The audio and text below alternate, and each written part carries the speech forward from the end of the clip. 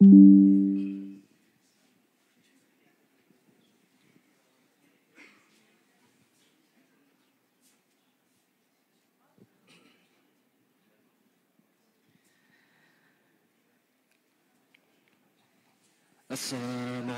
warahmatullahi wabarakatuh. Bismillah, alhamdulillah, innal hamdalillah nahmaduhu wa nasta'inu wa nastaghfiruh wa na'udzu billahi min shururi anfusina wa min sayyiati a'malina. May yahdihillahu fala mudilla lahu wa man yudlil fala hadiya lahu. Asyhadu an la ilaha illallah wa asyhadu anna Muhammadan abduhu wa rasuluh. Allahumma shalli ala sayyidina Muhammadin wa ala alihi wa sahbihi ajmain, amma ba'du. Yang kami hormati serta yang kami ta'zimi beliau Dr. Kiai Haji Ar-Rasyid Hasyim atau yang kita kenal dengan Buya Ar-Rasyid. Alhamdulillah pada kesempatan malam hari ini kita bisa bermuajahah bersama beliau dan alhamdulillah beliau bisa sampai Korea dengan keadaan sehat walafiat bersama putranya kemudian bersama istrinya beliau pada hari ini. Yang kami hormati tak lupa kepada seluruh Dewan Syuro Masjid Darussalam Paran. Yang kami hormati Amir Masjid Darussalam Paran beliau Kang Imam. Yang kami hormati Ketua Panitia Takblik Akbar beliau Kang Habib. Serta yang tak lupa kami hormati, yang tak lupa kami sayangi seluruh jamaah Masjid Darussalam Paran. Alhamdulillah ini sehat semua nggih. Dan semoga teman-teman kita yang masih di rumah, yang masih di sini, yang sekarang lagi di sini, yang lagi sakit, semoga dengan datangnya beliau, wasilah doa dengan beliau diberikan kesehatan. Allahumma amin ya rabbal alamin. Yang kami hormati jajaran PCINU Korea Selatan, yang tak lupa kami hormati beliau Ketua KMI Korea Selatan Kang Toyo. Serta yang kami hormati seluruh tamu undangan yang pada kesempatan malam hari ini bisa hadir membersamai beliau untuk datang ngaos bareng bersama kita pada malam hari ini. Alhamdulillah untuk acara malam hari ini insya Allah nanti kita yang pertama adalah sambutan dari Ketua Panitia ataupun Ketua Amir dari Masjid Paran, kemudian nanti dilanjutkan dengan tausiah yang akan disampaikan oleh beliau Buya Ar-Rasyid Hasyim.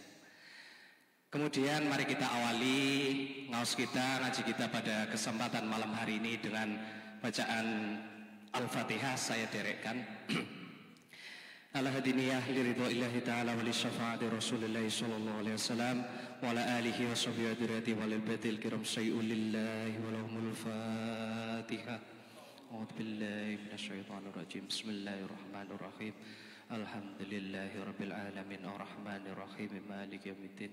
Iyyaka na'budu wa iyyaka nasta'in ihdinas siratal mustaqim siratal ladzina an'amta 'alaihim ghairil maghdubi 'alaihim waladdallin. Amin. Kemudian acara yang selanjutnya adalah sambutan dari tuan rumah Masjid Darussalam Paran. Kepada yang mewakili kami haturkan. Pada beliau Bapak Sukeni kami aturkan, monggo.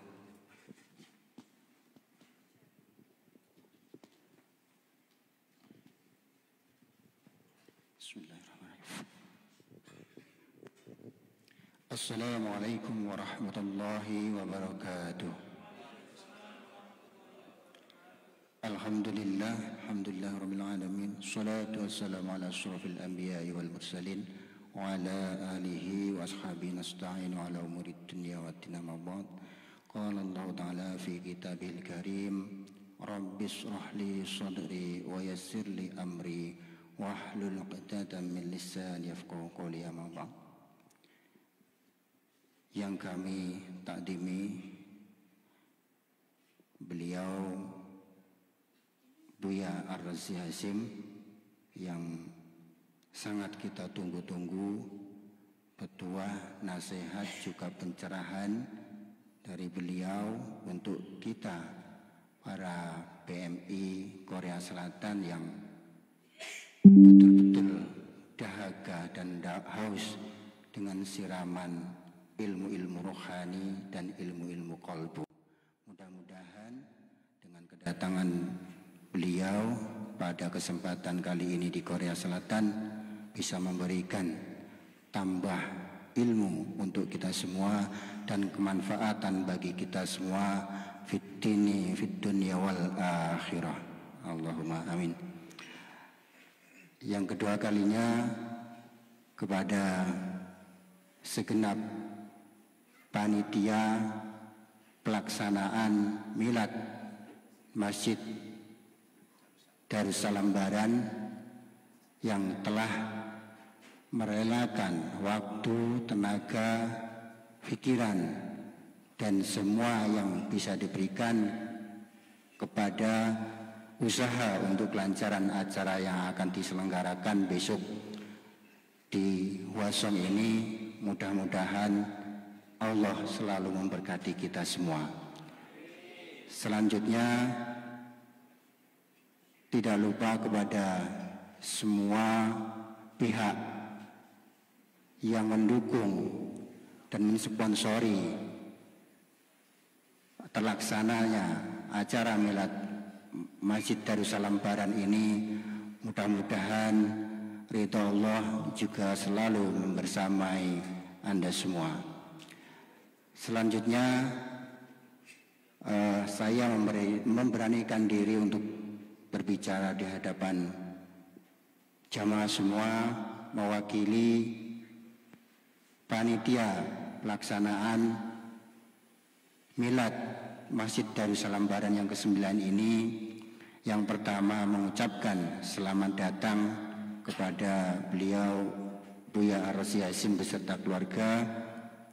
Mudah-mudahan apa yang kita bisa berikan dari segi pelayanan apapun, mudah-mudahan berkenan pada beliau, dan andai kata ada kekurangan dan kekhilafan dari kami selaku panitia pelaksanaan milad Masjid Darussalam Baran memohon maaf yang sebesar-besarnya.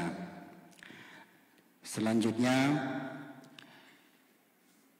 di dalam pelaksanaan milad Masjid Darussalam Baran ini, mudah-mudahan dari keberkahan wasilah kedatangan beliau bisa membawa lebih makmurnya Masjid Darussalam Baran ke depannya. Amin ya rabbal alamin. Karena memang itulah yang kita harapkan. Kita berjuang di Korea ini dengan sedikit kemampuan tapi penuh dengan keikhlasan untuk ikut mensyiarkan agama Islam di bumi ateis ini. Mudah-mudahan Allah ridho dan memberikan kemudahan serta kelancaran kepada apa yang kita cita-citakan bersama, khususnya oleh jamaah Darussalam Baran. Yang terakhir, apabila ada kekurangan dari saya menyampaikan, karena sungguh suatu kebanggaan bagi kita semua bisa duduk bersama guru kita Ustadz Buya Ar-Razi Hasyim, membuat saya pribadi susah untuk berkata-kata, karena memang secara pribadi beliau adalah Ustadz yang saya kagumi, dan alhamdulillah sebelum pulang ke Indonesia saya sudah bisa menjumpai beliau di bumi Korea ini. Itu dari pribadi saya, dan umumnya saya yakin masih banyak juga yang belum mengenal dari jamaah kita siapa Buya Ar-Razi Hasyim. Nanti akan disampaikan oleh beliau langsung, dan bisa melihat channel beliau Ribat An-Nuraniyah ya beliau. Mudah-mudahan kita semua juga bisa mendukung perjuangan beliau melalui channel beliau, subscribe ya, bisa ikut-ikut mendukung beliau dengan sedikit andil secara gratis. Bisa dengan subscribe, dengan like, mudah-mudahan apa yang beliau perjuangkan bersama keluarga besar Ribat An-Nuraniyah bisa berjalan dengan lancar dan juga mendapatkan ridha Allah Subhanahu wa taala.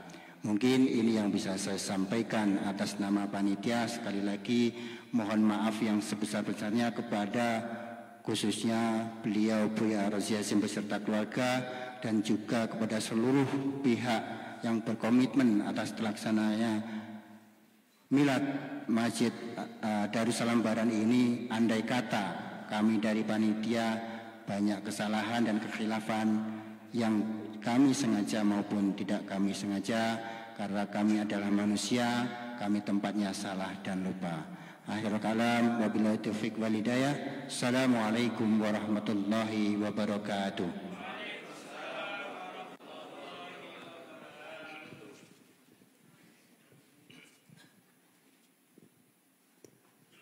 Terima kasih kami aturkan kepada beliau dan Sukeni. Buya ini sambutan yang pertama. Kalau sambutan yang asli besok insya Allah dari panitia ini. Kebetulan ini panitianya lagi jadi media. Terus yang satu, nah itu amirnya lagi di belakang dengan putra beliau. Dan mari kita ikuti ngaos bersama beliau Buya Rozi Hasim. Dan kepada beliau kaula aturakan Allahumma shalli ala Muhammad.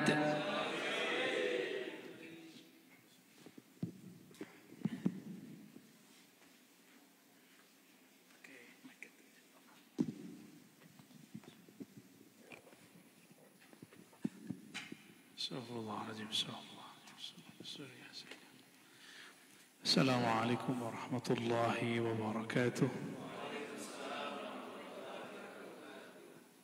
Maju aja ya, bawa air minumnya.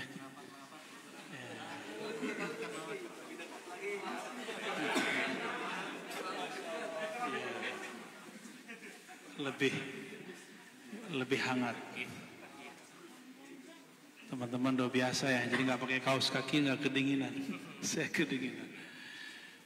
Baik, bismillahirrahmanirrahim.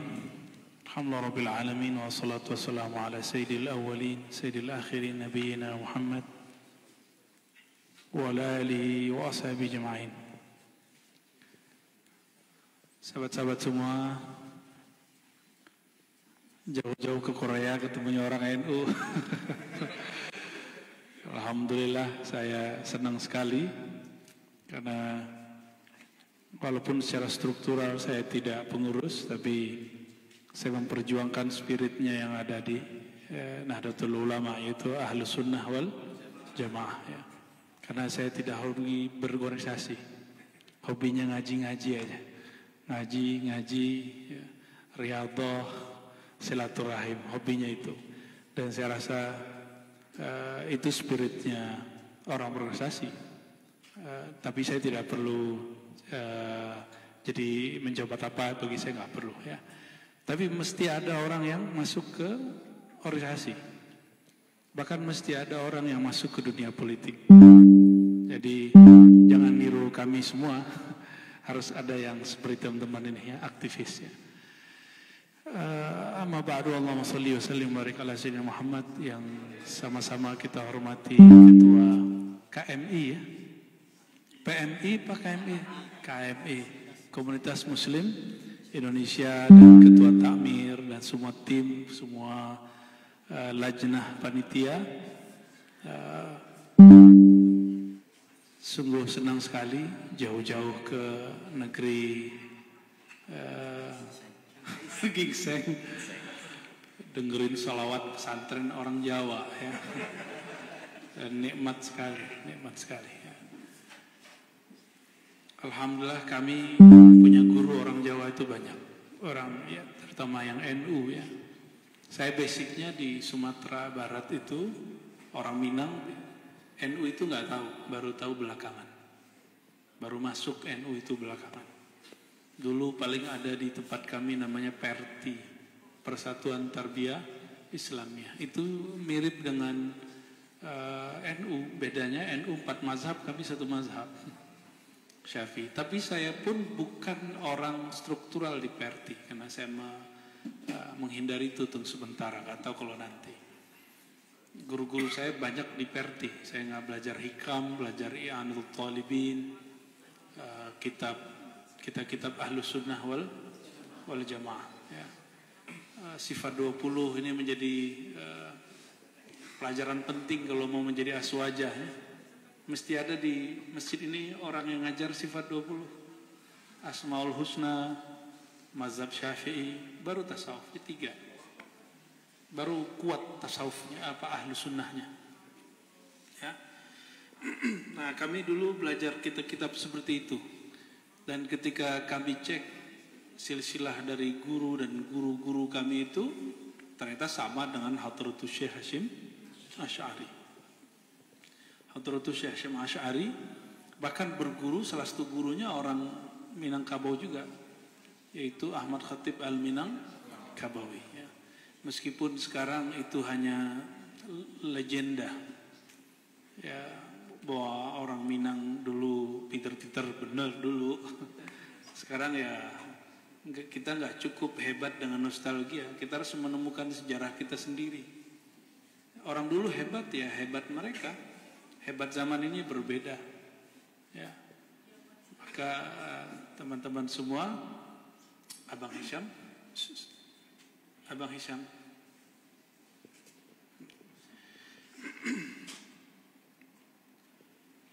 mau ngaji apa nih? Ngaji akidah, ngaji santai. Kalau santai tanya jawab. Kalau santai tanya jawab. Kalau saya senangnya sekarang ngaji tasawuf. Jadi dulu senangnya hadis, ngaji hadis 15 tahun. Hadis itu pagi dan malam. Kalau siang saya ngaji akidah dan filsafat. Jadi siang sama malam itu beda ngajinya. Belakangan Allah beri arahan mempelajari kitab-kitab tasawuf dari guru-guru mursyid tasawuf yang juga lumayan banyak, ya. Dulu waktu kita ngaji hadis, orang ngomong hari gini ngaji hadis gitu, udah nge-level, udah nge-zaman. Terus pas ngaji akidah sering konfrontasi dengan Wahabi, hari gini masih tengkar sama Wahabi. Nah, kita gak tengkar, kita gak pernah ngelawan Wahabi. Wahabi yang nyalahin kita, ya gak? Kita pernah gak ganggu Wahabi? Gak pernah. Wahabi ganggu kita, ya salah lagi. Jadi ada orang nyinyir, kita nyinyir tuh orangnya sama, ya. Terus ketika amalan kita dibid'ahkan orang, saya jawab pakai dalil yang kuat. Masih dikomentari lagi, hari gini bahas bid'ah. Terus mau ente apa, ya? Mau ente apa gitu? Habis itu saya berubah bukan karena keinginan mereka, tapi karena ngikutin pola rohani yang Allah berikan kepada kita. Walaupun ngaji hadis, ngaji dalil, itu udah bejibun dalil di kepala, jiwa tetap gelisah, hati nggak tenang. Oh, ternyata tenangnya hati bukan dengan banyak dalil. Tenangnya jiwa bukan kalau teman-teman itu mampu menyelesaikan suatu persoalan, ini bid'ah atau tidak bid'ah. Itu beda. Jadi orang tenang itu cuma satu aja jalannya, bidzikrillah, menyebut nama Allah. Menyebut nama Allah itu mesti sesuai di tempatnya. Jangankan rohani, di alam zahir pun baca Quran di WC makruh. Benar nggak? Ya, maling baca Bismillah gimana tuh? Bismillah. Kan nggak tempatnya. Maka hal yang sama begitu juga, zikir itu kalau tidak tepat, dia tidak akan mengena. Zikir itu kalau nggak tepat, dia nggak akan membuahkan hasil. Jadi walaupun saya baca kitab tasawuf itu ratusan, bahkan ya saya nggak tahu lagi judulnya, udah banyak lah itu. Tapi nggak tenang juga. Oh, ternyata Yang menenangkan jiwa bukan baca buku zikir, tapi zikirnya.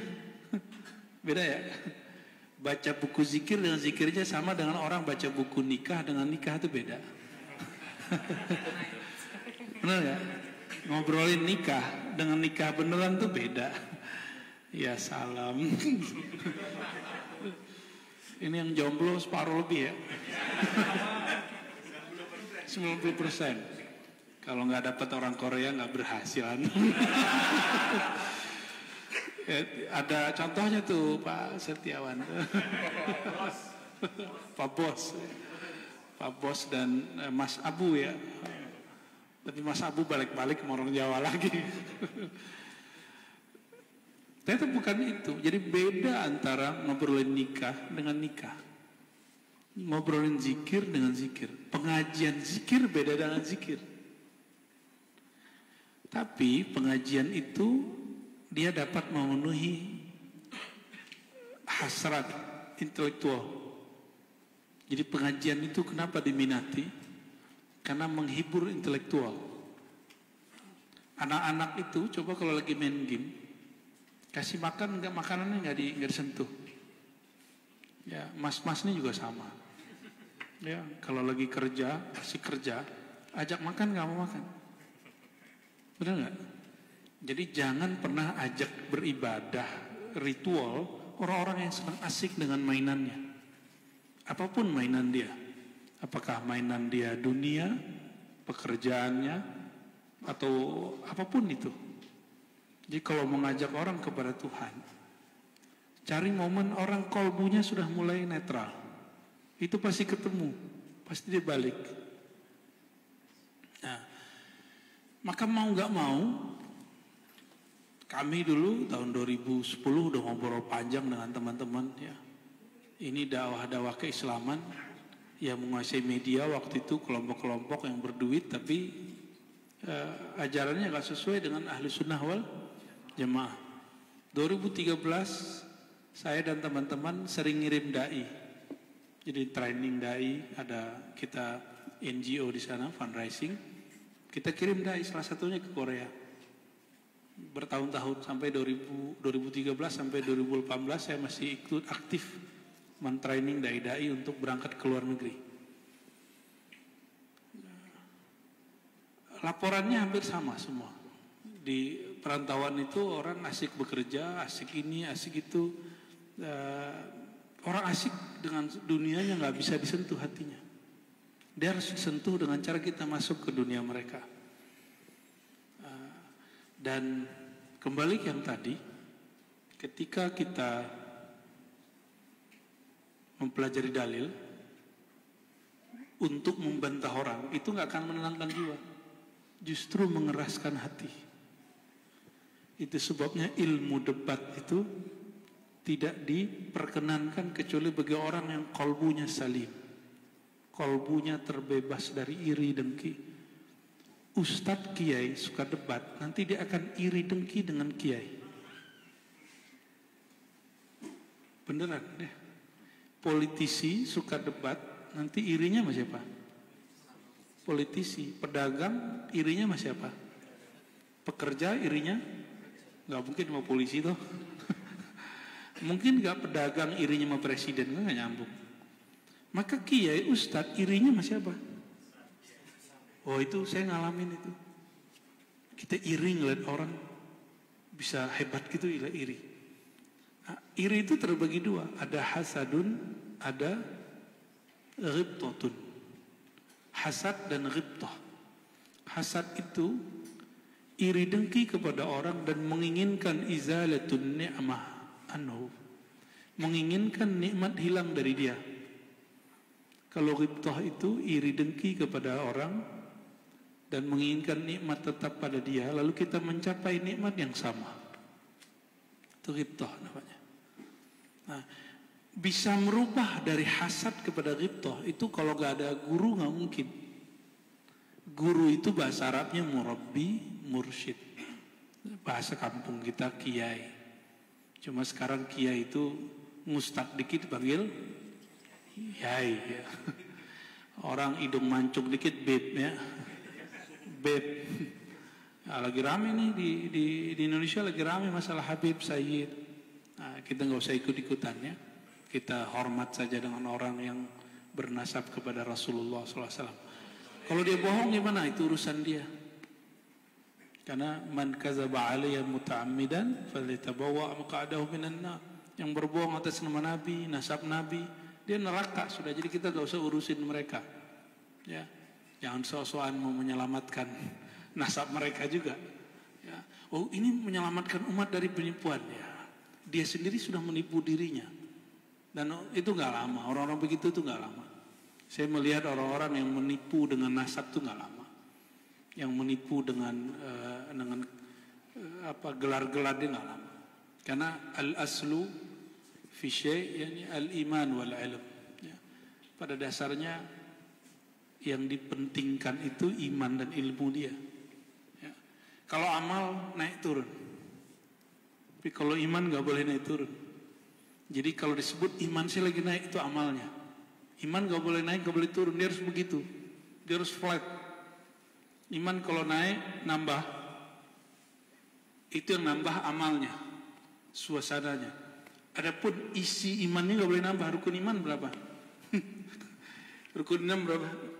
Rukun iman 6 boleh nambah gak? 6,5. Gak boleh segitu aja udah. Flat dia. Tapi suasananya boleh nambah. Suasananya mungkin turun. Nah, teman-teman jamaah Masjid Darussalam apa? Baran. Kirain diparani. Jawa lagi. Teman-teman semua, ini barangkali obrolan ringan kita malam ini. Ya. Kalau saya ceramah nggak bisa pakai suara meninggi ya. Begitu-gitu aja suaranya. Orang tenang itu bukan dengan dalil. Orang tenang itu bukan dengan menyanyi. Orang tenang itu bukan dengan membaca. Orang tenang itu bukan dengan banyak gerak sholat, rukuk, sujud. Tapi orang tenang itu kalau kolbunya ingat kepada Allah SWT. Maka orang sholat, kenapa masih ada yang stres? Karena dia sholat kolbunya gak ingat kepada Allah. Orang sholat baca Quran, kenapa masih ada yang bunuh diri? Karena dia tidak ingat kepada Allah. Orang yang mungkin sudah bolak-balik haji umroh, kenapa hatinya belum juga bersih gitu, masih iri dengki sama orang? Karena kolbunya belum ada nama Allah. Sederhana ya. Konflik biasa, nggak apa-apa. Antum konflik ngurusin masjid boleh, tapi harus konflik dalam nama Allah. Jadi konfliknya itu bisa diademkan dengan nama Allah Subhanahu wa ta'ala. Kalau sudah nyebut nama Allah, semua konflik hilang. Nanti kalau sudah selesai ya rame lagi boleh. Ya. Ini dibawa konfliknya di dalam sholat, kan lucu. Ya. Jangan pernah bawa konflik ke dalam sholat. Dunia jangan dibawa ke dalam sholat. Allah cemburu. Ke rumah bawa foto yang sudah menikah nih, ke rumah pulang bawa foto perempuan lain, cemburu gak istri kita? Itu baru foto handphone loh. Gimana kalau dimasukin ke kolbu? Ya? Iya, itu dia. Kalau nggak tahu, kayaknya udah tahu ilmu nggak tahu. Dia pakarnya nih kayaknya nih. Mas, siapa namanya Mas? Dia udah tahu ilmunya dia. Allah alimun bidatis sudur, itu jawabannya surat Taghabun. Allah itu alimun, maha tahu ma fis sudur, apa yang di dalam dada. Jadi kalau kita membawa sesuatu sedikit saja di dalam masjid ini masjid ini sudah sepakat kita jadiin rumah Allah kan? Maka kita bawa dunia ke dalam ini, itu Allah ngezoomnya gede. Tapi kalau antum keluar itu terlihat kecil oleh Allah. Tapi kalau di sini dibawa hal-hal duniawi itu kelihatan nama Allah besar. Ini baru masjid Darussalam Baran. Gimana kalau masjid yang ada di Al-Haram? Itu sebabnya dosa di sana itu dilihatnya besar oleh Allah. Kan itu tanah suci. Nah, apalagi kalau sudah dibuat takbir, lidahnya membesarkan Allah, tapi kalbunya belum membesarkan Allah. Apa kata Allah? Enti gombal. Ya, Allah Akbar artinya apa? Allah Maha Besar, tapi dalam hati enggak juga sih gitu. Ya, Allah cuma mengatakan enti gombal, lidah mengatakan besar, hatimu mengatakan kecil. Allah Maha tahu, alimum bima fis sudur. Allah Maha tahu goresan-goresan hati. Karena Allah tahu, kita nggak bisa bersendiwara di hadapan Allah Subhanahu wa taala. Nah, orang yang merasakan ini disebut dengan muraqabah. Merasa dilirik oleh Allah. Merasa diperhatikan oleh Allah. Kalau kerja ada CCTV-nya rajin ya? Pura-pura rajin ya. Allah itu CCTV-nya ada di dalam kolbu. Jadi kolbu kita itu ada CCTV-nya Tuhan. Itu sebabnya kita nggak perlu ngurusin hati orang baik atau nggak baik. Orang hatinya ikhlasnya ikhlas itu urusan Allah. Karena Allah yang ngezoom di dalam. Kita nggak perlu ngurusin itu. Yang kita perlu urusi kolbu kita. Nah, kalau antum suka debat, nanti ngurusin hati orang. Hati sendiri kurang diurusi. Kalau suka debat, nanti ngurusin orang sesat apa nggak sesat. Kita tidak mengurusi diri kita sesat atau tidak. Ya. Bagi saya orang sesat itu bukan aliran A, B, C, D dalam pengertian rohani ya. Dalam ilmu akidah ya. Dalam pengertian rohani sederhana aja. Orang-orang sesat itu orang-orang yang kalbunya kesat. Dalilnya surah Az-Zumar ayat 22, 23 ya. Disebut dalam Al-Quran ya, afaman syarahallahu sadrahu lil Islam fahuwa ala nurin min rabbih. Ya, ada yang hafiz? Mohon dibenerin kalau salah. Afaman syarahallahu sadrahu lil Islam fahuwa ala nurin min rabbih. Ya, surat 39, surat Az-Zumar ayat 22. Apakah orang-orang yang Allah lapangkan dadanya untuk Islam, dia berada dalam nur Rabbnya. Nur Allah itu namanya Nur Muhammad sallallahu alaihi. Itu yang antum baca di buku salawat tadi, itu tentang nur Sayyidina Muhammad sallallahu alaihi wasallam. Jadi kalau ada orang baca salawatan tapi anti kajian Nur Muhammad, itu sama dengan himar yahmilu asfara. Keledai mikul barang tapi dia nggak tahu apa yang dia pikul. Ya. Lalu di tengah ayat disebutkan fawailul lil qasiyati qulubuhum. Maka sungguh celaka bagi orang-orang yang kesat hatinya. Dari apa? Dari zikrillah. Dari menyebut nama Allah. Jadi celaka itu udah dicap sama Allah Ta'ala.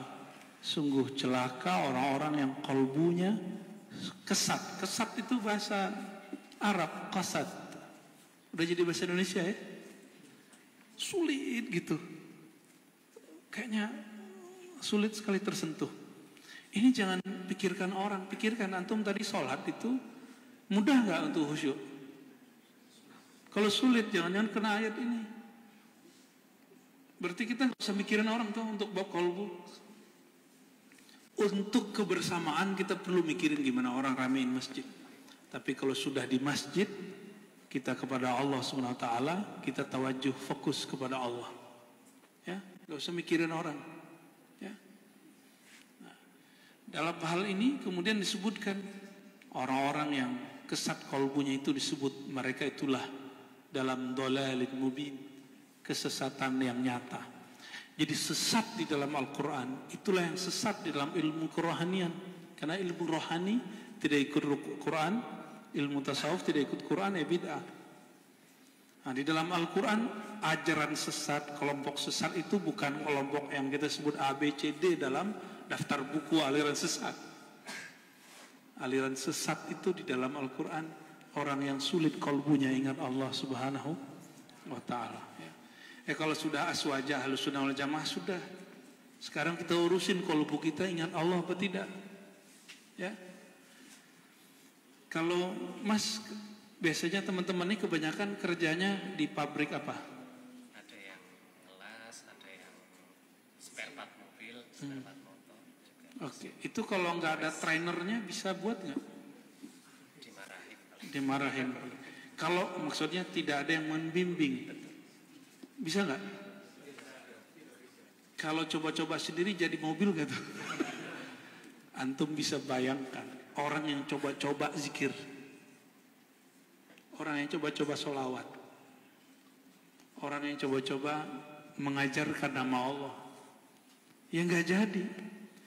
Mobil itu juga ada bautnya, ada mesinnya, ada bahan bakarnya, dan dia bergerak. Kalau sudah klop semua dia akan jalan. Tapi kalau nggak jadi-jadi jalan nggak akan jalan. Itu maksudnya. Ya. Tubuh kita itu sebenarnya adalah bagian zahir daripada kendaraan itu. Nah, batinnya kayak barangkali bagian terdalamnya itulah kolbu. Ya. Oleh karena itu, mau tidak mau, ini fardu ain bukan fardu kifayah. Belajar ilmu kolbu itu fardu ain. Belajar sholat wajibnya. Sholat untuk apa? Bayar utang. Sholat untuk apa? Biar nggak masuk neraka. Belum tentu orang sholat ada yang masuk neraka. Fawailul lil sholat, celaka bagi orang sholat tuh belum beres kalau sholat doang. Terus gimana? Nah, kita selama ini dari kecil didoktrin kamu wajib sholat lima waktu, tapi tidak diajarkan bagaimana sebenarnya sholat yang rohani. Yang baru diajarkan baru sholat yang jasmani. Dari kecil nggak pernah kan diajarin sholat. Tujuan sholat apa? Jarang. Cuma diajarin baca usolli, takbir, fatihah, tutupnya apa? Assalamualaikum. Itu aja ya. Apa sebenarnya tujuan sholat? Nah, dalam surat Taha itu disebutkan aqimis sholata lidzikri. Aqim itu bahasa Arab, usahakanlah kamu agar menyempurnakan sholat. Itu terjemahannya. Bukan lakukanlah sholat, itu terjemahan biasa. Aqim aqama, berusaha menyempurnakan sholat. Untuk apa tujuannya? Lidzikri, untuk mengingat aku. Jadi sholat itu mengingat Allah langsung. Masalahnya adalah zikir itu di mana? Di Masjid Darussalam Baran. Bukan. Zikir itu bukan di masjid. Zikir itu di dalam kolbu. Qalbul mu'min baitullah. Kalbunya orang beriman itu tempat mengingat Allah. Jadi ruangan ini dulu kira-kira tempat apa? Tempat pijit kali ya dulu. Kan dari di bawah kiri kanan tempat pijit. Ya kan? Unik juga tuh. Ya. Kenapa ini jadi masjid? Apakah karena ada kaligrafinya? Karena ada mihrabnya? Karena ada Qur'annya? Atau karena ada antum? Apa? Yang membuatnya jadi masjid karena ada sejadahnya? Bukan. Karena ada kolbu yang berzikir di sini, maka ini jadi masjid. Itu yang disebut dalam surah An-Nur ayat 36. Fi buyutin azinallahu an turfa'a wa yuzkara fiha ismuhu yusabbihu lahu fiha bil ghuduwi wal asal. Jadi tempat yang Allah izinkan untuk disebut nama Allah di dalamnya, itulah yang disebut buyut, baitullah, rumah-rumah Allah. Jadi rumah Allah itu insya Allah nggak perlu rumah. Rumah Allah itu boleh kita sebut mihrab, tempat kita berzikir di dalam diri. Jika ini mihrabnya imam, adakah diri kita ini mengimami diri sendiri? Atau diimami oleh, kalau orang Korea nyebut apa? Samsung apa? Enggak. Handphone itu namanya? Samsung. Kalau yang barusan itu artinya apa? Itu ini bos. Bos ya. Apakah itu yang jadi kolbu kita? Canggih ya, ada Google-nya kan? Mau cari apa aja ada di situ. Kolbu ini dia punya Google juga, dia punya smart, bahkan lebih smart dari smartphone. Itu bisa nggak ngeliat akhirat? Bisa nggak ketemu Nabi dia? Di kolbu ini bisa ketemu Nabi. Ya, kalau antum tambah kembali ke kolbu, pasti ketemu dengan yang punya kolbu, Allah Subhanahu wa Ta'ala. Ya. Maka Hamzah Fansuri dulu dia dikritik dan dibully karena punya kalam-kalam yang unik. Sekarang kita baru paham, oh ternyata nggak ada masalah di kalam dia, kecuali ibarat dia memang agak vulgar saat itu. Kata dia, Hamzah Fansuri mencari Tuhan. Kemana dia cari Tuhan? Ke Ka'bah. Cari-cari surga Ka'bah nggak ketemu. Cari ke Baghdad nggak ketemu, cari ke Sudan nggak ketemu, ke Mesir nggak ketemu. Ketemunya di mana? Di mihrab, di dalam rumah, di atas sajadah. Sebut nama dia, ikuti dengan gelombang rohaninya, gelombang kolbunya, dia merasakan keberadaan Allah. Karena Allah tidak pernah tidak ada. Jadi menghadirkan Allah itu bukanlah Allah tadinya nggak ada terus kita hadirkan. Allah itu pernah nggak tidak ada di dunia? Pernahkah Allah tiada di alam semesta? Selalu ada. Itu yang namanya mustahil adam, mustahil tiada. Karena dia tidak pernah tidak ada, berarti selalu, bahasa Arabnya wajibul wujud. Wajibul wujud. Wajibul wujud berarti yang tiada siapa? Kita yang tidak ada mengingat dia, sedangkan dia selalu ingat kita. Ini berkah bagi manusia, tapi manusia nggak menyadari keberkahannya. Teman-teman lihat nggak? Pernah nggak lagi jalan ada hewan mati? Mungkin karena asbab ketabrak, ya. Sebenarnya bukan ketabrak itu buat dia mati, tapi di saat dia ketabrak, dia kesakitan dan dia lupa kepada Allah dan dia mati. Ya, jadi para imam kita mengatakan matinya hewan karena dia lupa kepada Allah. Dulu Abah Gurus kumpul mau nembak burung, dia lihat dulu nafas burungnya, kapan dia lupa dalam nafasnya dia tembak, kena nggak kena mati katanya. Samping dia anggota TNI, itu anggota bingung, kok bisa? Abah Guru nembak sembarangan, tapi, nah, kenapa? Karena ruhaninya nyambung dengan alam semesta. Ya, kita mungkin belum sampai di level itu. Minimal kita tahu, ini kolbuku kok sulit sekali zikir kepada Allah Subhanahu wa Ta'ala. Ya. Maka wajib belajar zikir kolbu, wajib. Kolbu ini wajib belajar zikir. Sebagaimana wajib belajar sholat. Karena aqimis sholata li dzikri, dirikan sholat untuk mengingat aku. Berarti pelajarilah tentang berzikir di dalam kolbu itu.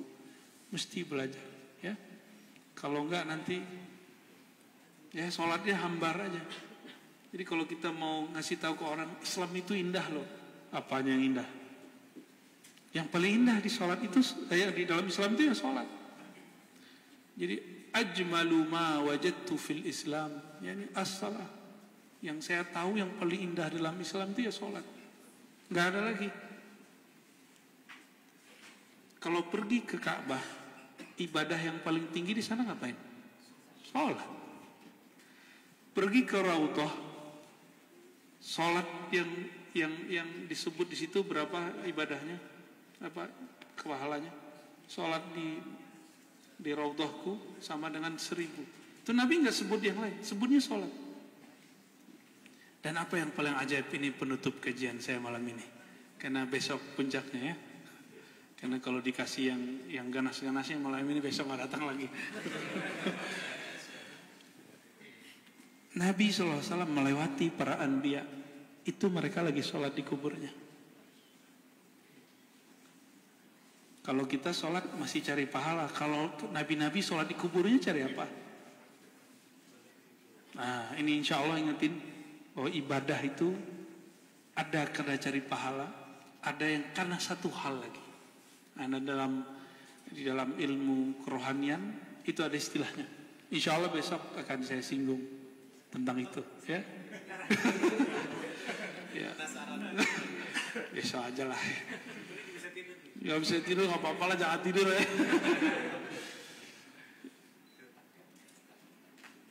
Kalau hewan, dia berzikir, dia zikir. Hewan tuh zikir loh. Tapi zikirnya hewan bukan karena kesadaran dia. Nah, teman-teman datang malam ini, kenapa saya kemudian ajak lebih ke depan sebagai bentuk apresiasi? Karena teman-teman datang karena ikhtiar sendiri.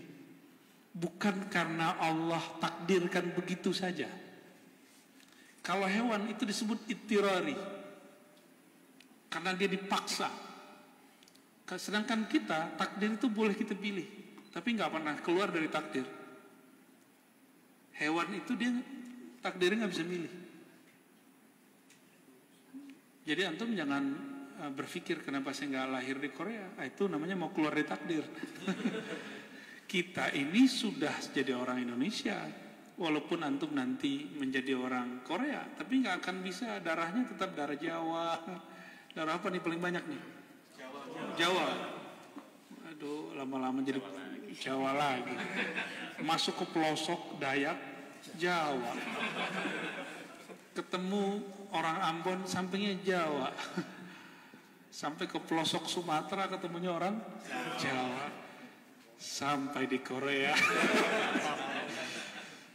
Ya, Jawa ini entah membawa berkah, entah penjajah. Allahumma sholli ala Muhammad. Insyaallah besok kita akan bahas itu. Ya. Jadi akan berbeda antara zikir kita dengan benda, dengan hewan, zikir kita dengan tumbuhan, zikir kita dengan malaikat, itu beda. Bahkan zikir kita dengan umat-umat terdahulu itu lebih sempurna zaman ini. Walaupun muka-muka kita muka-muka Jawa dan mereka muka-muka Semit gitu ya, nabi-nabi terdahulu, nggak ngaruh. Ya, yang afdol itu umat sekarang. Ya, dan semua nabi menginginkan menjadi umat Nabi Muhammad SAW. Ya. Semoga Allah Ta'ala memberkahi teman-teman semua, memberkahi setiap langkahnya. Yang masih jomblo ditemukan dengan jodohnya. Amin ya rabbal alamin. Wa sallallahu ala sayyidina Muhammad. Assalamualaikum warahmatullahi wabarakatuh.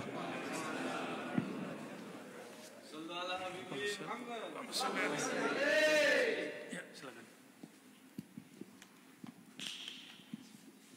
Alhamdulillah pada kesempatan hari ini kita sudah melaksanakan ngaos bersama Buya, dan semoga menjadikan semangat tentunya bagi seluruh panitia untuk Milad Masjid Darussalam Barat yang ke-9. Jadi semangat. Jadi tidur enggak Mas jenengan? Buya, sebelum acara kami tutup, boleh ada tanya jawab terlebih dahulu. Berapa pertanyaan? Bebas lah. Bebas. Saya mau pulang juga nggak bisa. Jadi astagfirullah Buya. Oke, untuk teman-teman semua yang mau bertanya, saya mulai dari kanan, nanti tengah, terus ke pojok. Oke, saya mulai dari sebelah sini. Silakan. Assalamualaikum warahmatullahi wabarakatuh. Selamat datang Buya Arozi di Masjid Darussalam Barat. Izinkan saya untuk menceritakan tentang Muslim di Korea Selatan sebagai prolog. Untuk saat ini Muslim di Korea Selatan itu ada sekitar 400.000 jiwa, kurang lebih. Itu dari berbagai negara, di semua negara yang tinggal di Korea. Dan Indonesia itu ranking kedua terbanyak Muslim yang ada di Korea Selatan. Untuk yang terbanyak itu Uzbekistan, sekitar 65.000 jiwa. Kalau orang Indonesia di Korea itu Muslimnya sekitar 45.000 jiwa. Dengan 45.000 jiwa itu kita mempunyai masjid terbanyak di Korea Selatan, Bu ya. Jadi alhamdulillah orang Indonesia itu musola atau masjidnya di Korea Selatan itu ada 58 musola atau masjid. Yang sudah resmi permanen itu 8 masjid milik teman-teman PMI dari Indonesia, yang mengelola juga dari teman-teman Indonesia. Terus yang aktif ke masjid tiap malam Ahad itu dari sekitar 45.000 itu teman-teman Indonesia itu hanya sekitar 2.500. Nah, dari 45.000 yang aktif ke masjid itu sekitar 2.500 orang setiap malam Ahad. Jadi yang saya tanyakan itu yang seperti yang Buya tadi sebutkan, bagaimana cara memasuki dunia mereka untuk mau aktif ke masjid itu, terlebih-lebih bisa memasuki dunia orang Korea dan kita nggak ikut terjebur gitu loh, nggak ikut terjebur maksudnya ke dunia mereka dan kalau bisa orang Korea itu bisa mengikuti kita begitu. Saya mohon petuahnya atau mohon bagaimana caranya supaya bisa mengajak mereka untuk teman-teman Indonesia khususnya yang 40.000 yang belum ke masjid, terlebih orang Korea juga supaya login gitu. Bahasanya seperti itu Bu ya. Mohon pencerahannya. Baik, satu dulu ya. Pertama, usaha menembus di luar kita itu pernah berkali-kali dilakukan oleh baginda Rasulullah Sallallahu Alaihi Wasallam. Bahkan beliau tidak berhasil menembus bangsanya sendiri. Akhirnya dikirim ke Habasyah, bahkan dikirim ke Taif. Taif pun menolak. Apa yang masalah? Dan semuanya persoalan komunikasi. Baru saja sampai orang-orang yang hijrah ke Habasyah, ternyata di situ sudah masuk orang-orang kufar Quraisy menghasut Raja Habasyah. Untungnya Raja Habasyah punya hati nurani dan dia tidak hanya mau mendengarkan satu obrolan, satu kata-kata. Jadi dari dulu begitu, selalu ada orang yang jelek-jelekin, yang hasad. Tapi Raja Habasyah, dia seorang Kristen murni, dapat ajaran cinta kasih Nabi Isa, maka dia manggil, mana orang yang baru hijrah itu? Ditanya, betulkah ajaran kamu sesat seperti yang dikatakan oleh orang kampungmu? Dulu kan nggak ada WA, nggak ada YouTube, jadi nggak bisa pakai kirim. Orang sesat tuh. Nggak begitu caranya. Gimana caranya? Kirim orang untuk membawa berita kesesatan. Nanti sama, nanti mungkin antar masjid bisa begitu ntar. Atau mengundang ustadz bisa begitu. Ntar ada yang ngirim, kamu undang orang sesat loh gitu. Nah, kalau dulu orang dikirim. Kalau sekarang cukup lewat sosial media. Nah, itu yang terjadi dulu di Habasyah. Jadi komunikasinya harus imbang. Akhirnya karena Raja Habasyahnya punya hati nurani, dia dengerin dulu. Beda dengan kelompok yang lain seperti Taif. Taif nggak punya hati nurani. Langsung mereka serang Rasulullah SAW. Ya, tapi Nabi sakit hati nggak? Jadi seandainya Mas sebagai pengurus ini, ketua ya, ya Mas ya, sebagai ketua nggak boleh berkecil hati, nggak boleh panik. Ketika trik-trik dan metode-metode kita belum berkenan di hati mereka, apa yang kita katakan? Katakan seperti Nabi. Ya Allah, mereka belum mengerti maksud baikku. Orang bermaksud baik mungkin nggak berubah menjadi tidak baik dalam mengajak orang. Mungkin. Misalnya nih ngajak orang baik, terus dia nggak mau, neraka loh gitu. Itu jadi nggak baik. Nabi begitu nggak? Ya sesat kamu, cinta dunia gitu.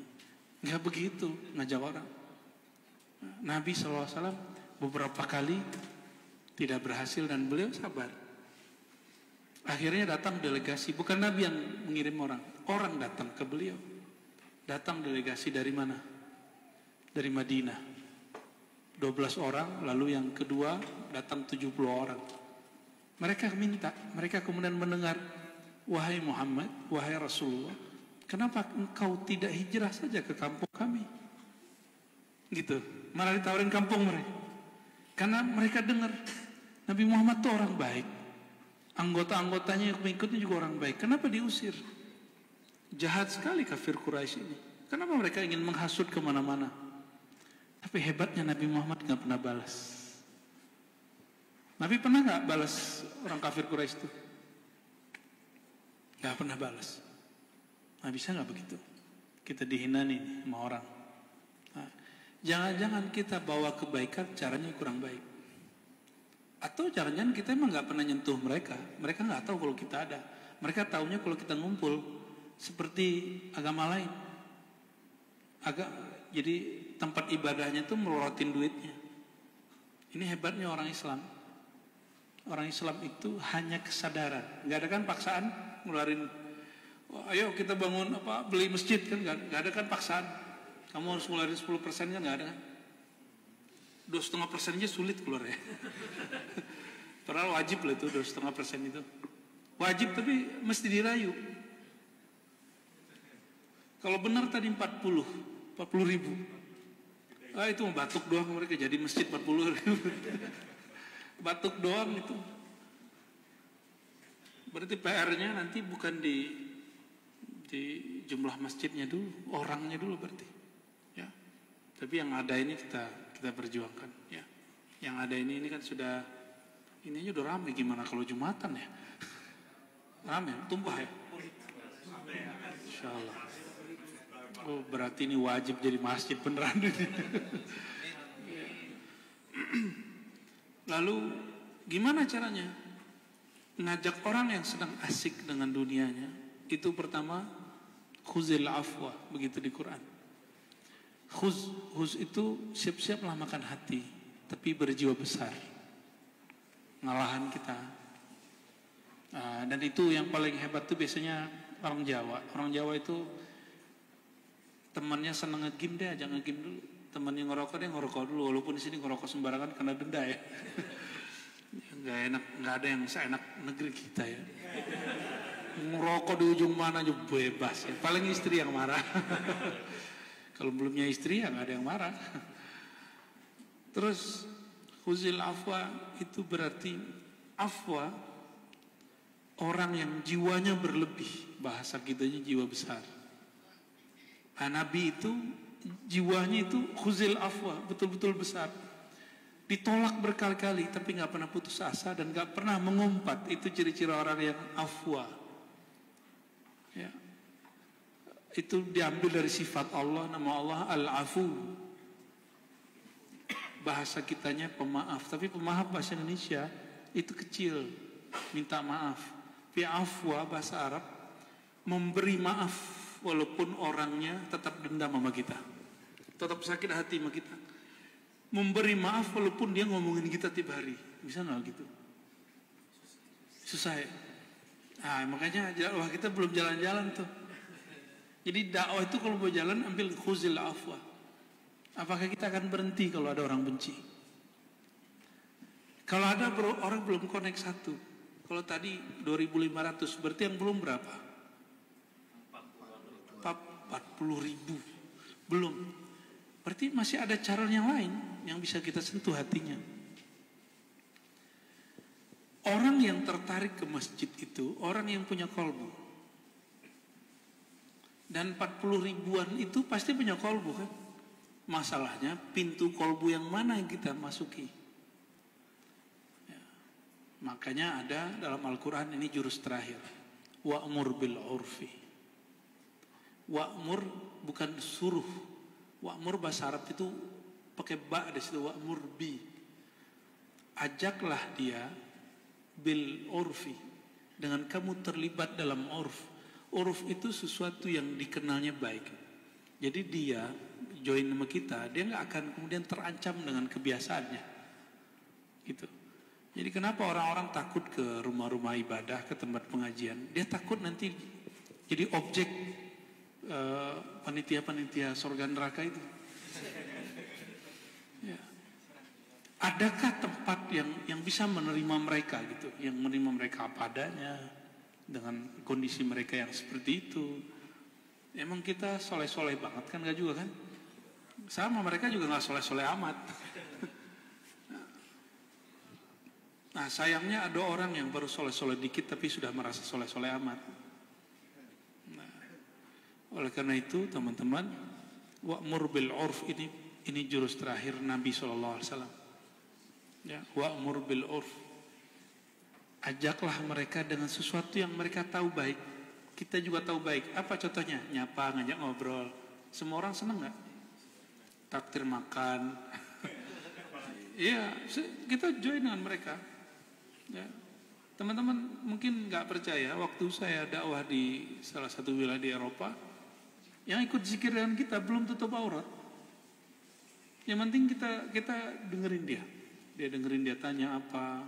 Bahkan ada yang nanya, perlukah, wajibkah saya pakai jilbab? Saya nggak jawab iya dan tidak.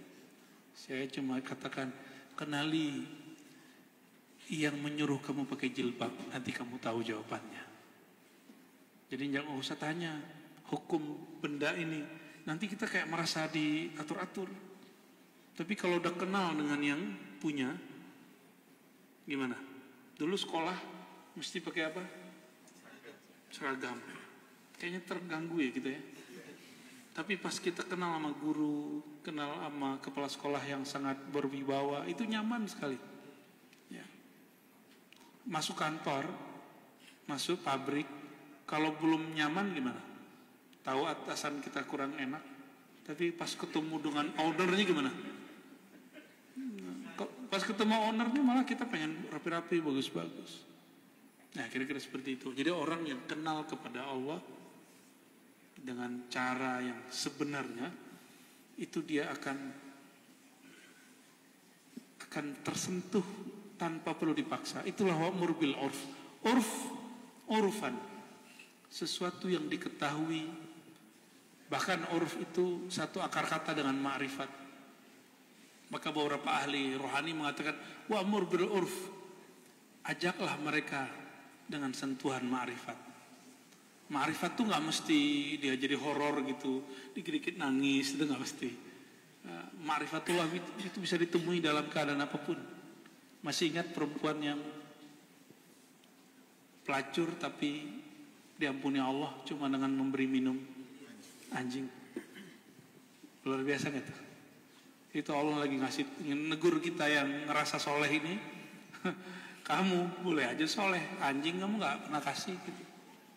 Apalagi manusia, anjing pun kamu nggak kasih. Kira-kira seperti itu. Jadi betapa kerasnya hati kita, melebihi kerasnya seorang PSK. Dan itu orang-orang kayak kita yang dianggap ustadz dan soleh-solehun ini, itu anjing, mohon maaf. Gimana kalau dia non muslim? Perlu dibantu nggak? Bantu. Apalagi dia orang Indonesia, orang Jawa, 40.000 itu orang Jawa ya. Muslim, dia butuh bantuan, bantu dia.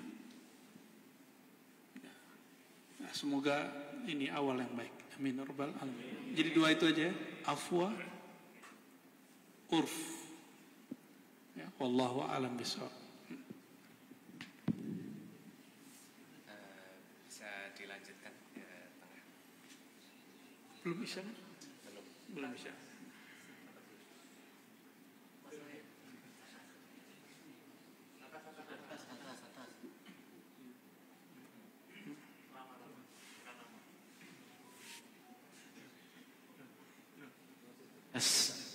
Assalamualaikum warahmatullahi wabarakatuh. Buya, terima kasih. Perkenalkan dulu, nama saya Dedi, perwakilan dari Masjid Nur Hidayah Ansong. Sekitar 2 jam ya kesini ya. Masya Allah. 1 jam setengah. Pertanyaannya langsung saja mengenai dengan rohani ya. Yang akan saya tanyakan itu bagaimana cara kita itu mencari guru rohani yang benar-benar kita bisa menjadi panutan kita untuk mengarungi kehidupan yang memang sudah sangat susah ini, kita mencari guru yang benar-benar guru seperti itu. Dan yang kedua ini mungkin ini pertanyaan yang sangat umum sekali ya, bagaimana cara kita itu menangani orang tua kita sama istri kita yang kadang ada selek. jelek, mungkin iri lah, seperti itulah, seperti ya tahu sendirilah di sini biasanya kan kita apa gitulah. Dan kadang orang istrinya tua di sini, Mas? enggak di rumah. Kamu Kayaknya punya istri di sini. dan kadang seperti itu, kadang orang tua kita yang dulunya ngasih itu malah sekarang mengungkit-ungkit lagi karena tahulah atau kita di sini mungkin dikatakannya udah sukses atau gimana lah, itu bagaimana? Iya, terima kasih. Oke. Bismillahirrahmanirrahim. Yang pertama, bagaimana cara cari guru yang tepat? Guru itu banyak, tapi yang berjodoh itu nggak semua. Ya. Dan guru kalau nggak jodoh bukan berarti dia nggak bagus. Mungkin dia nggak cocok sama kita aja. Nah, caranya gimana? Al-Imam Ahmad Kumushkonawi dalam kitab Jami' Usul Aulia itu menyebutkan kalam dari Imam Al-Khadimi. Apa kata beliau? Jika engkau mencari guru, fastakhir ilallah, maka mintalah kepada Allah petunjuk. Bahasa Arabnya istikharah. Jadi kalau mau cari jodoh aja pakai istikharah, nyari guru juga harus cari pakai jodoh guru. Mesti pakai istikharah. Istikharah itu bukan sekali, bisa berkali-kali. Saya untuk menentukan berguru itu bisa 3 sampai 7 kali, bahkan lebih. Bahkan ada yang 3 bulan saya tiap hari, hampir tiap hari beristikharah. Nah, jadi biarkan Allah memilihkan untuk kita. Kita tak menyari, tapi secara batin Allah yang memilihkan. Lalu kalau ketemu, bagaimana dengan guru-guru sebelumnya? Jangan pernah bicarakan guru itu kecuali dengan nama yang baik, sebutan yang baik. Ini adab yang beliau sebutkan. Jadi kita ini ketemu guru, sebelumnya udah guru, lalu ketemu yang menurut kita lebih perfect, lebih oke, lebih ideal. Jangan katakan guru yang sebelumnya tidak sempurna. Itu adabnya, ya. Insya Allah ketemu nanti, Mas, kalau istikharah. Nanti wajah dia muncul di pikiran. Karena bahkan jadi mimpi. Tidak mesti orang istikharah dapat mimpi. Yang penting dia di dalam zikir. Jadi kalau kita zikir, wajah dia selalu hadir dalam depan kita. Itu yang pertama, ya. Nah, dan jangan cari guru seperti Nabi. Cari guru yang mengikuti Nabi. Bedanya apa? Guru yang seperti Nabi nggak mungkin ada. Nabi itu nggak pernah berdosa, istrinya 13. Ya, beliau itu kalau disebutkan dalam hadis diberikan 40 kekuatan laki-laki paling kuat. Nggak ketemu, jadi nggak akan ketemu guru seperti Nabi yang nggak pernah salah, yang sangat sempurna sekali, nggak ketemu. Yang ada hanya guru yang mengikuti Nabi Muhammad SAW. Karena dia hanya ikut Nabi, pasti ada hal yang dia terseok di situ, yang dia nggak sempurna. Jadi ciri-ciri guru yang sempurna, kalau dia tidak sempurna, itu ciri yang guru yang sempurna. Sama kalau cari istri yang sempurna, itu ciri-cirinya dia punya kekurangan, penyempurnanya kita. Cile. Ya. Itu nyambung dengan pertanyaan yang kedua, ya. Gimana cara ndamain istri dengan ibu, lebih kurang, ya? Ya wajar, ibu itu kan perempuan, dia cemburu ada perempuan baru. Kecemburuan ini nggak boleh dilawan. Orang cemburu jangan dilawan. Orang cemburu itu lagi separuh junun. Orang cemburu itu buat dia percaya bahwa kita nggak akan beralih. Ibu kita itu lagi khawatir kita beralih perhatian dari dia kepada istri, buat dia percaya. Gimana caranya? Berikan dia hadiah. Bukan balas budinya, enggak. Saya sanggup balas budi ibu. Saya enggak sanggup. Di Quran cuma disebut wasainal insana biwalidayhi ihsana. Kami wasiatkan manusia agar ihsan. Ihsan itu berbuat baik. Bukan balas budi, enggak sanggup. Saya enggak sanggup balas budi. Gimana orang mimiin 2 tahun? ngandung 9 tahun. 9 bulan, sorry. Wah, ini tanda masih jet lag ini.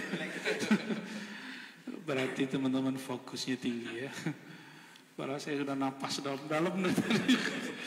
Allahumma sholli ala sayyidina Muhammad. Gak mungkin. Jadi orang tua, ini di Quran. Wa man nu'ammirhu nunakkishu fil khalq. Surat Yasin. Di sini Yasinan kan? Ya, nggak usah lagi mikirin dibedain orang, amalin aja ya. Siapa yang kami panjangkan umurnya, kami kembalikan dia seperti anak kecil. Anak kecil ngapain kerjanya? Ngungkit-ngungkit pemberian. Ini begitu kerja anak kecil.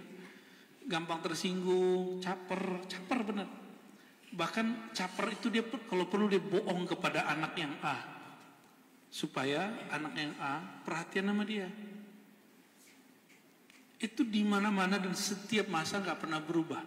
Dari zaman setelah Nabi Adam nggak masuk, sampai hari ini dan sampai kiamat sama.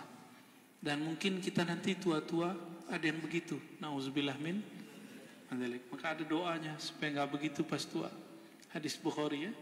Coba dihafalkan. Allahumma inni a'udzubika min an uradda ila ardhalil umri. Ya Allah, lindungi aku dari hal dikembalikan kepada watak, sifat, keadaan masa kecil. Itu doa hadis Sahih Bukhari. Saya biasa baca di akhir ba'da tahiyat akhir. Baca itu.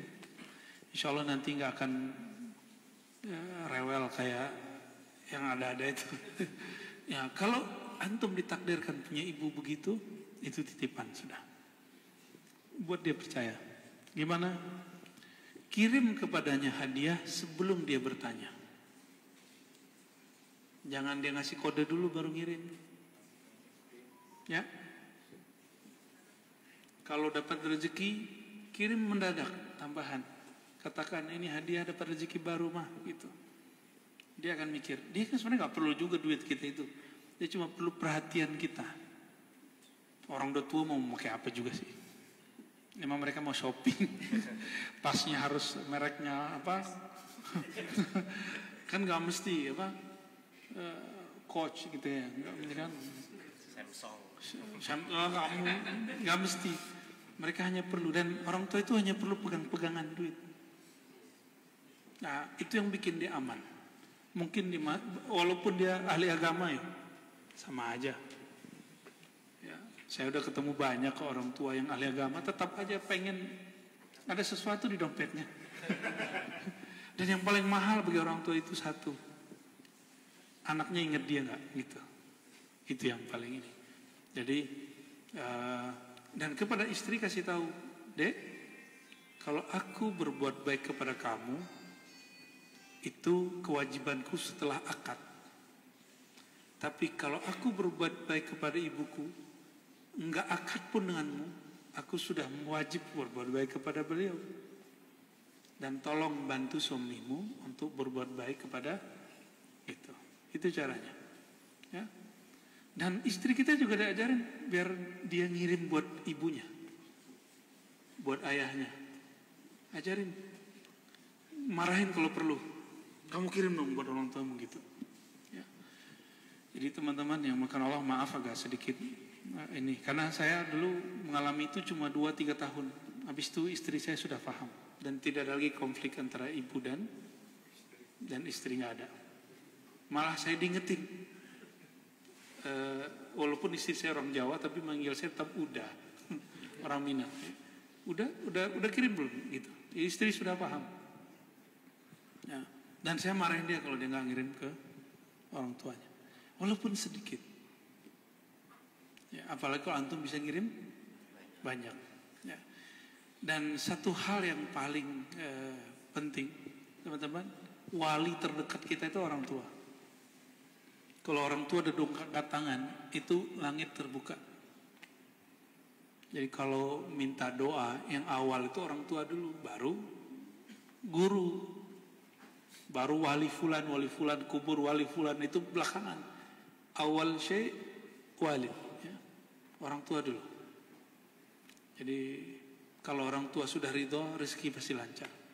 Ya, saya melihat sekitar saya orang-orang yang bermasalah dengan urusan ini, urusan ridho orang tua, hidupnya itu sulit aja, walaupun dia hidupnya enak, tapi ada aja kesulitannya.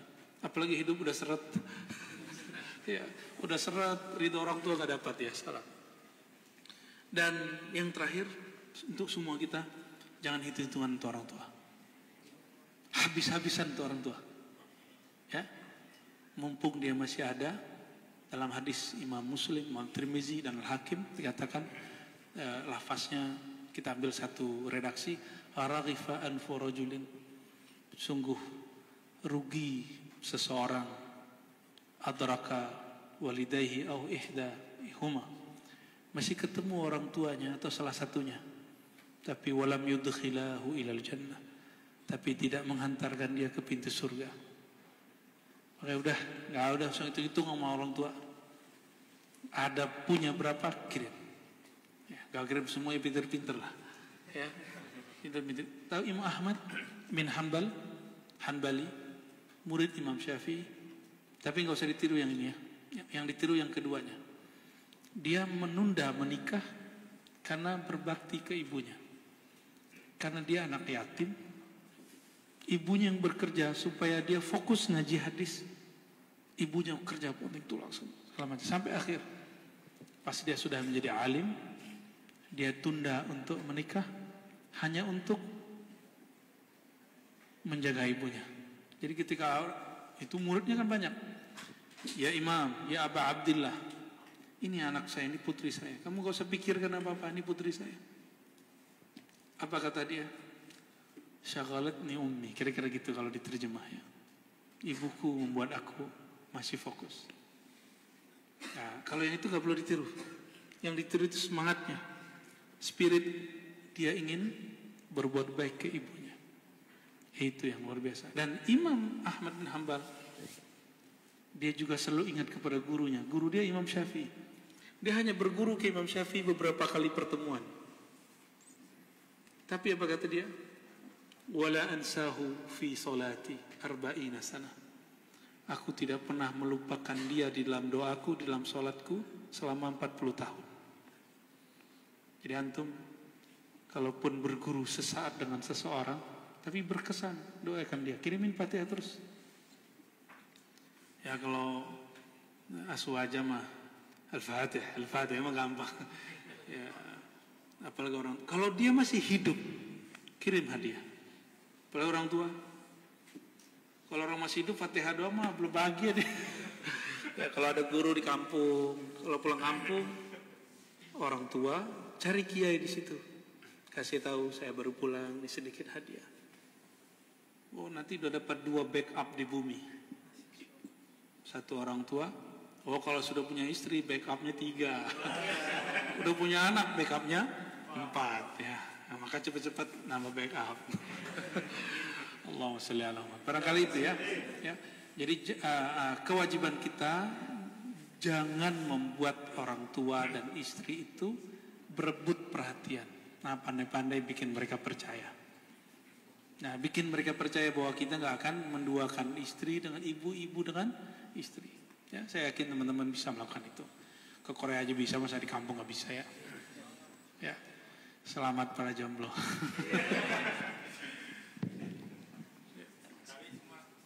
Ya. Mertua juga menerima pemberian dari kita, kita harus bagaimana? Udah. Sudah malam katanya. Oke. Mertua nggak terima karena benci atau karena nggak ini? Kasih yang bunga itu buat mertua, tapi setelah itu setelah dikasih dikembalikan lagi kepada kita, nggak mau menerima gitu. Ya mungkin karena dilihat antum punya anak kali. Nggak ngasih, yang penting ngasih. Masalah dikembalikan itu lain cerita. Yang penting dia merasa dia sudah diperhatikan. Besok-besok kasih lagi. Begitu aja terus. Ya, selalu kasih. Ya, sudah malam katanya. Ini juga Ojo masih jet lag ya. Semoga teman-teman bekerja semangat. Masjid-masjid di Korea tambah ramai. Cloning masjid seperti ini tambah banyak. Yang ini lunasi dulu. Assalamualaikum warahmatullahi wabarakatuh. Kami aturkan terima kasih kepada Buya atas ilmunya yang diberikan kepada kita. Mohon maaf seluruh jamaah, seluruh tamu undangan yang belum bisa bertanya kepada beliau. Semoga insya Allah bisa terjawab besok. Dan saya sebenarnya ingin berusaha mewakili panjenengan semua, biar nggak terlalu malam. Buya, barangkali acara ini atau nanti setelah sholat kita bisa berzikir bersama Buya, walaupun 1 kali atau 2 kali. Barangkali tadi Komandan Ansor juga sudah megang-megang mic, kemungkinan beliau juga mengharapkan seperti itu. Dan panitia juga mungkin besok sibuk, tapi kalaupun belum malam ini, semoga teman-teman semua bisa mengikuti besok. Itu yang ingin saya sampaikan, Buya. Terima kasih sekali. Terima kasih semua tamu undangan yang telah hadir. Dan mari kita akhiri dengan bacaan hamdalah bersama. Alhamdulillahirabbil alamin. Dari saya cukup sekian. Saya mohon maaf. Nanti setelah ini langsung sholat Isya. Buya belum sholat Isya. Belum. Sengaja.